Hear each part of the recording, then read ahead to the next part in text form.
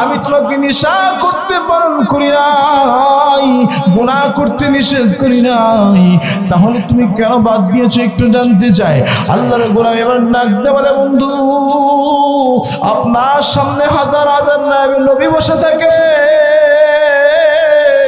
আমি চিন্তা করলাম এতগুলো নায়েবে নবীর সামনে আপনি আমাকে যখন জিজ্ঞাসা করবেন, বন্ধু আমার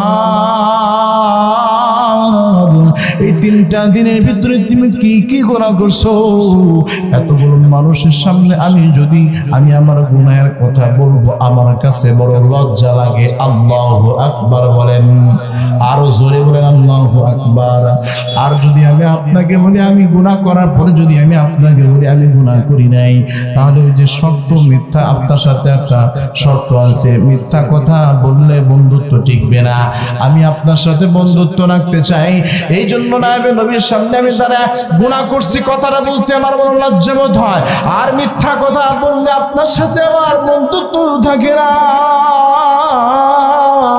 ও আল্লাহর গোলাম, ওগো জামানার ইমাম, এই জন্যই 3টা দিনের ভিতর আমি কোনো প্রকার কোনো গুনাহের কাজ করি নাই, আমি কোনো নেশা করি নাই।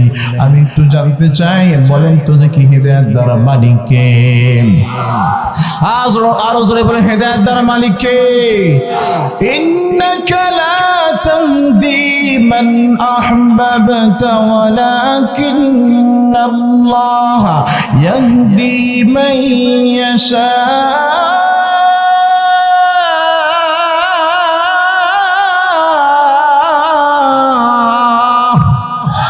হেদায়েত দ্বারা মালিক আমার আল্লাহ, আমার পয়গম্বর হেদায়েত দ্বারা মালিক নয়।